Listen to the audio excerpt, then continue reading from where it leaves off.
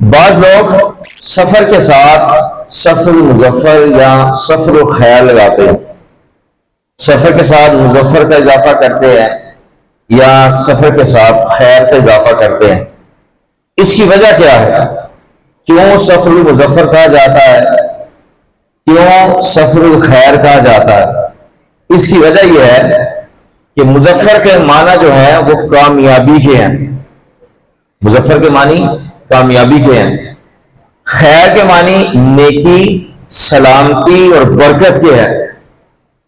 کیونکہ زمانہ جاہلیت میں عرب کے لوگ سفر کو منحوس سمجھتے تھے، اور اب بھی ایسا ہی ہے، اب بھی لوگ جو ہے وہ اس مہینے کو منحوس سمجھتے ہیں، بیماریوں کا مہینہ سمجھتے ہیں، بلاؤں کا مہینہ سمجھتے ہیں، کوئی کام اس مہینے میں شروع نہیں کرتے، نکاح اس مہینے میں کرتے۔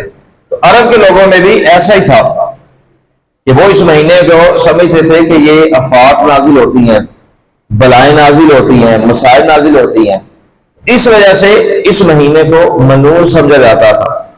تو سفر المظفر یا سفر الخیر یہ اضافہ اس لیے کیا جاتا ہے تاکہ لوگوں کو پتہ چل جائے کہ ماہ سفر جو ہے یہ منحوس مہینہ نہیں ہے، بلکہ ماہ سفر تو یہ کامیابیوں کا مہینہ ہے، ماہ سفر تو نیکی کا مہینہ ہے، ماہ سفر تو سلامتی کا مہینہ ہے، ماہ سفر تو برکتوں کا مہینہ ہے۔ کیسے؟